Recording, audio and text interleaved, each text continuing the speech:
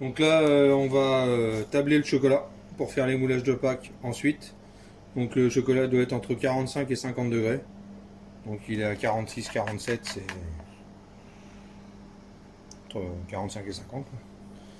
Donc là, on va tabler le chocolat. Il y a plusieurs méthodes pour mettre au point le chocolat. Par ensemencement, ça n'a pas vraiment de structure, donc on évite celle-là.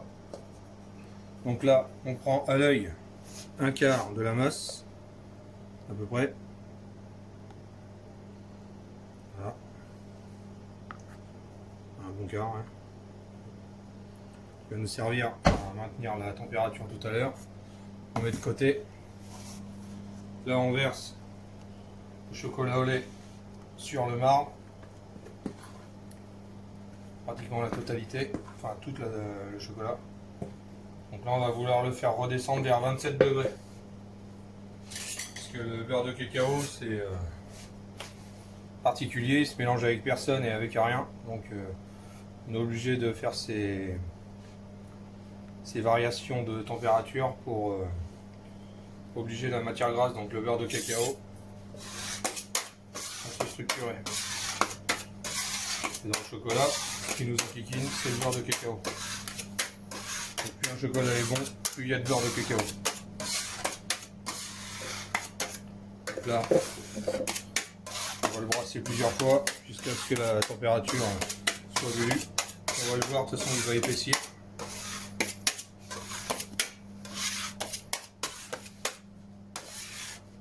Donc on l'a fait chauffer à 45-50 degrés, l'idéal pendant 24 heures, la période de décristallisation.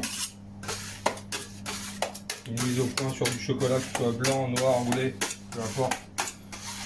Et pour apporter le côté brillant, que vous voyez dans les boulangeries-pâtisseries. Un cassant spécifique et qui fonde en bouche, qui ne soit pas dur très longtemps dans sa bouche, qui fonde.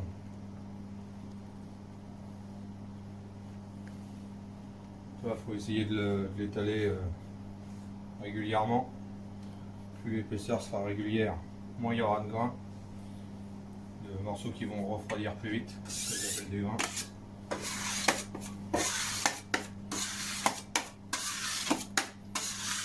L'idéal c'est de faire en deux, mais bon, pour l'instant, à l'ancienne.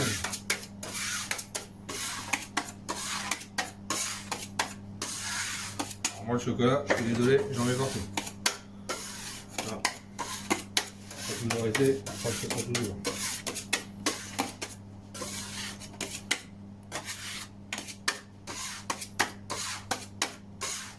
On le voit, il a commencé à redescendre, mais il est encore loin d'être bon.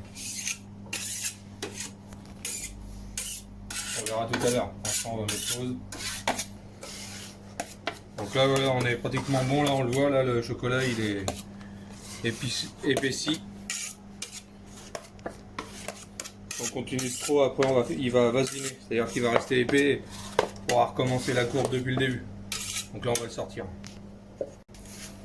Donc là, on l'a emmené, on l'a baissé. Pour stopper On reprend. la redescente, on met la moitié du quart qu'on a gardé. Ça va stopper la redescente en température nette.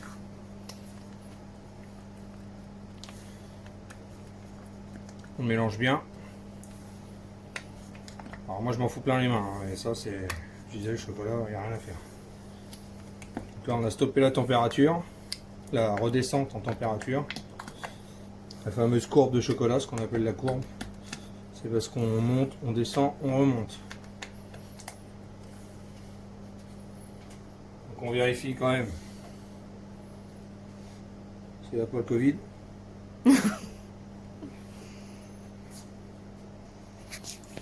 Donc là du coup on est à 27. Il faut que le chocolat il remonte entre 29 et 30. Celui-là jusqu'à 30, 31 ça passe. Donc on a gardé un quart. On met le dernier quart et normalement on aura juste à ajuster la température. La mise au point sera finie. Même principe que tout à l'heure, on mélange. On y va doucement pour pas prendre une giclée sur le... Donc là on est à presque 30 degrés. Donc normalement on est pas mal. Donc j'ai mis un test au frigo.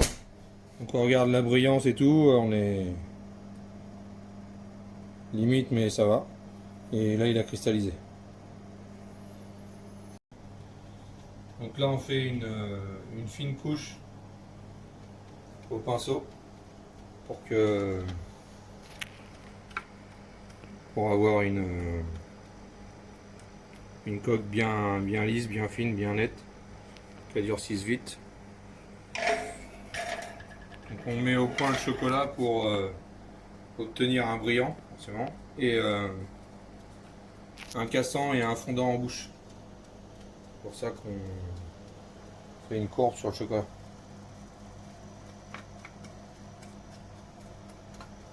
Donc là on fait ça sur tous les œufs, les moulages en général. Prochaine étape dans quelques instants. Donc là mon chocolat a baissé en température parce que normalement il faut une enrobeuse mais nous on n'en a pas. Donc là comme le chocolat a pas mal un petit peu refroidi, du coup avec un décapeur thermique je le réchauffe gentiment qui remonte à 30 degrés. Avec l'habitude on le voit à l'aspect. On réchauffe les bords parce que souvent les bords sur de la cour. Une fois qu'on a réchauffé un petit peu, on mélange bien comme il faut. La température soit homogène. Donc là faut pas le faire trop chauffer parce qu'après le chocolat il va être tout blanc. Ensuite les œufs où on a mis le coup de pinceau tout à l'heure. Là on les remplit.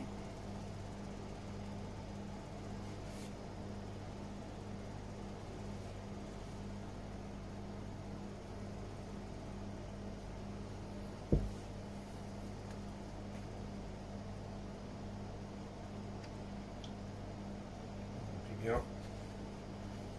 Ensuite, on tapote, on fait vibrer le chocolat pour que les bulles d'air remontent en surface. Donc il y a un certain temps. Alors j'ai pas vraiment de temps, je le fais à l'instant. Donc on voit toutes les bulles d'air remontent. Et après on vide l'excédent du chocolat. Et pareil, on tapote pour virer l'excédent du chocolat. Pour avoir une fine couche.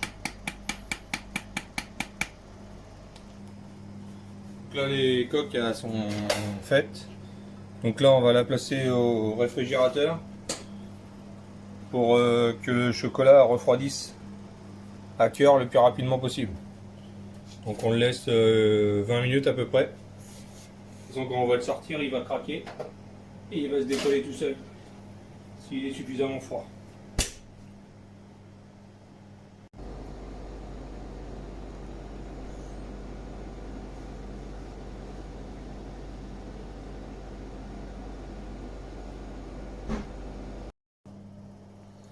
Donc là la première série de moulage chocolat au lait est sortie. Donc on a des œufs, des petits lapins, des petites poules. Non, c'est pas des poules, c'est des gros lapins. C'est une poule pain. Allez, une petite poule, la vraie, ce coup-ci. On voit bien, le chocolat il est bien brillant. Alors il est bien cassant. Non, je me suis fait assez chier. Et des petites poules, voilà, tout ça. Et il y aura une plus grosse pièce pour le marché